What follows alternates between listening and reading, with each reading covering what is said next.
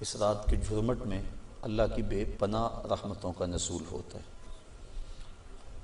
اتنی رحمتیں اترتی۔ امام قویری لکھتے ہیں کہ روئے زمین کے تمام مسلمانوں میں ان رحمتوں کو تقسیم کر دیا جاتا، رحمتیں پھر بھی بچ جاتی ہیں۔ جتنی فرشتے لے کر رحمتیں آتے ہیں، وہ رحمتیں سب کو دینے کے باوجود بھی رحمتیں بچ جاتی ہیں۔ پھر وہ رحمتیں دارالحرب میں رہنے والے کافروں میں بانٹی جاتی ہیں، اور جس کافر کو اس رحمت سے حصہ ملتا ہے اللہ اسے اسلام عطا فرما دے۔ یہ جو آپ آئے دن سنتے رہتے ہیں کہ فلاں عیسائی مسلمان ہو گیا، فلاں ہندو مسلمان ہو گیا، تو امام قویری آپ لکھتے ہیں، آپ فرماتے ہیں یہ شب قدر کو آنے والی رحمتیں ہوتی ہیں، مسلمانوں کی جھولیاں بھر دی جاتی ہیں، اور پھر اس کے بعد جب رحمتیں بچ جاتی ہیں تو وہ دارالحرب کے اندر رہنے والے کفار کو بانٹ دی جاتی ہیں، اور انہیں اللہ پھر بعد میں ایمان عطا فرما دے۔ اور ایک روایت کے لفظ اس طرح ہے کہ پھر وہ رحمتیں چھوٹے بچوں میں بانٹ دی جاتی ہیں۔ اللہ کی رحمتیں کتنی عمیم ہیں اور اس کی رحمتیں کتنی وسیع ہیں۔ اللہ تعالیٰ کے محبوب علیہ السلام نے اللہ کی بارگاہ میں یہ عرض کی تھی کہ مالک، میں اب اپنی امت کو تیرا سلام پہنچاتا ہوں، تیری جانب سے جو سلامتیاں وصول کرتا ہوں وہ اپنی امت کو میں دیتا ہوں، تو جب میں چلا جاؤں گا تو تیری طرف سے اترنے والی سلامتیوں کو اور سلام کو میری امت تک کون پہنچائے گا؟ تو اللہ تعالیٰ نے سورۃ القدر نازل کی، اس میں فرمایا سلام محبوب فکر نہ کر، فرشتوں کی ڈیوٹی لگا دی ہے، وہ قیامت تک تیری امت پر سلامتیاں نازل کرتے رہے۔ تو اس رات کے جھرمٹ میں بے پناہ برکتیں۔ ویسے تو حدیث شریف میں آتا ہے کہ اس کو طاق راتوں میں، آخری عشرے کی طاق راتوں میں تلاش کرو، لیکن حضرت ابی بن کعب رضی اللہ تعالیٰ عنہ قسم کھایا کرتے تھے کہ مجھ سے قسم لے لو کہ شب قدر جو ہے وہ 27ویں کی رات ہے۔ حضرت بایزید بسطامی فرماتے ہیں میں زندگی میں 2 مرتبہ شب قدر کو پایا ہے، اور دونوں مرتبہ 27ویں شب کو ہی پایا ہے۔ حضرت ابو الحسن ایک بزرگ ہیں، وہ کہتے ہیں جب سے میں نے ہوش سنبھلی ہے اس وقت سے لے کر اب تک ہر سال میں شب قدر کو پاتا ہوں، اور میرا تجربہ یہ ہے کہ اگر پہلا روزہ پیر کا ہو تو شب قدر 21 تاریخ کو ہوتی ہے، اور اگر پہلا روزہ جمعرات کا ہو تو شب قدر 25 تاریخ کو ہوتی ہے، اور اگر پہلا روزہ جمعے یا منگل کا ہو تو شب قدر 27 کو ہوتی ہے، اور اگر پہلا روزہ جو ہے وہ اتوار یا بدھ کا ہو تو شب قدر 29۔ اس کی رحمتیں بازو پھیلائے آواز دیتی ہیں بندے کو کہ کوئی ہے بخشش مانگنے والا، کوئی ہے رزق مانگنے والا، کوئی ہے سوال کرنے والا، میں اس کی جھولیاں بھر دوں۔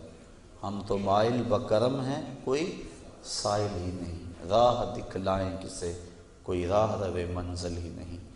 صرف 4 اشخاص ہیں جو اس رات محروم رہتے ہیں، ایک عادی شرابی، شراب کا رسیہ، دوسرا والدین کا نافرمان، تیسرا قاطع الرحم، خون کے رشتوں کو توڑنے والا، اور چوتھا وہ شخص جو سخت دشمنی رکھنے والا ہے، اور سخت دشمنی اس کو کہتے ہیں جو 3 دن سے زائد ہو، کیونکہ مومن جب ایک دوسرے سے ناراض ہو جاتے ہیں تو 3 دن سے زیادہ ناراض نہیں رہتے، تو جو 3 دن سے زیادہ ناراض ہیں ان کو سخت دشمنی رکھنے والا کہا جاتا ہے۔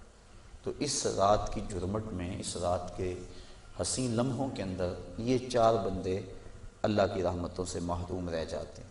اگر توبہ کر لیں تو اللہ تعالیٰ جل شانہ اس رات کا حصہ ان کو بھی عطا فرما دے گا۔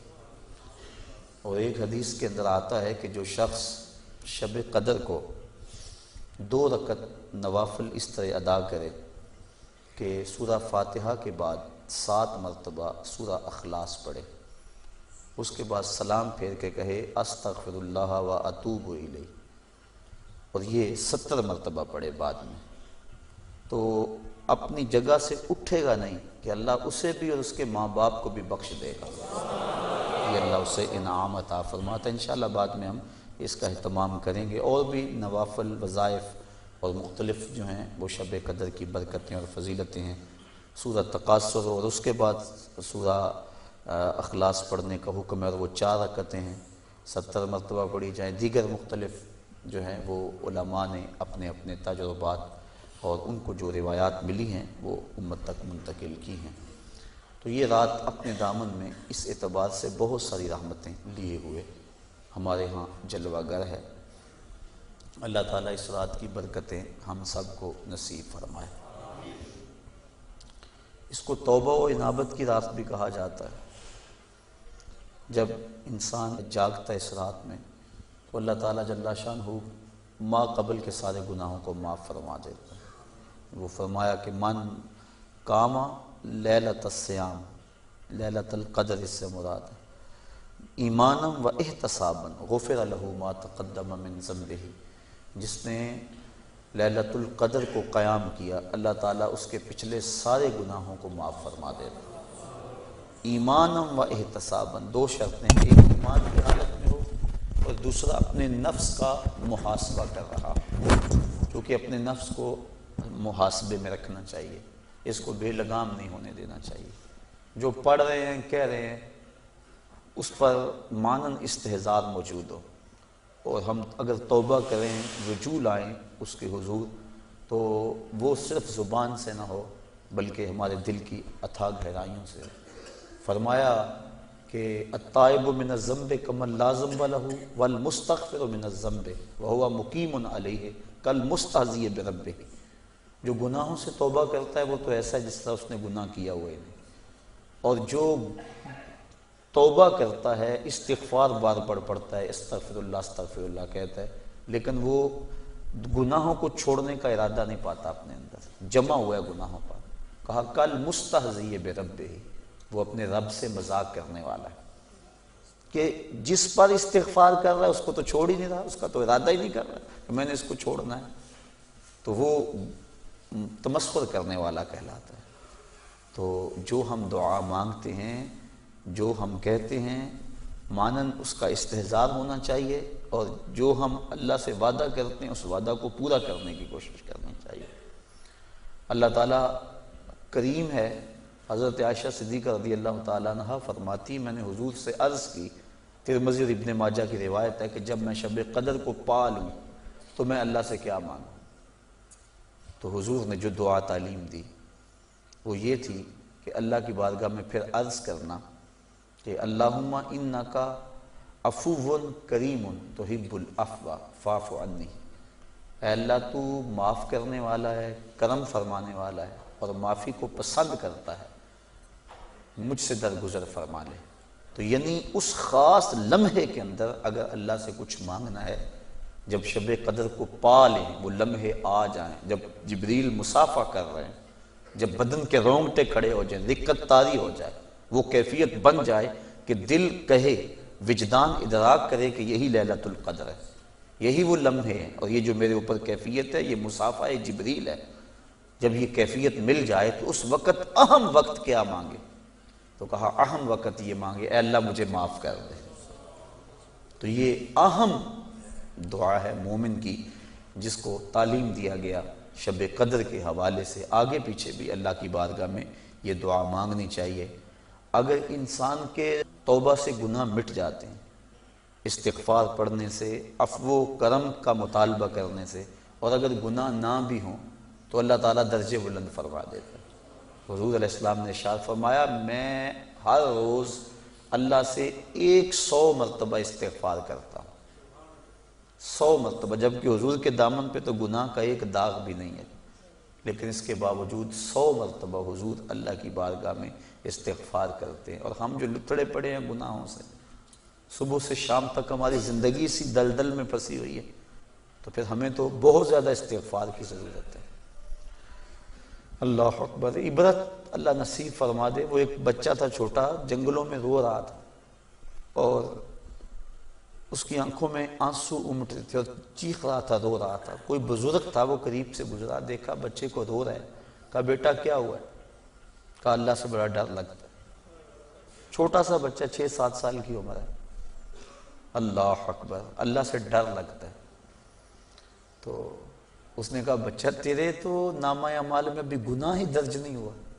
جب تک انسان بالغ نہیں ہوتا تو نامہ اعمال نہیں کھولا جاتا، جب بلوغت ہوتی ہے تو فرشتے نامہ اعمال کھول کے بیٹھ جاتے ہیں۔ تو کہا تیرے تو نامہ اعمال میں گناہ ہی نہیں ہے، تو کیوں رو رہا ہے؟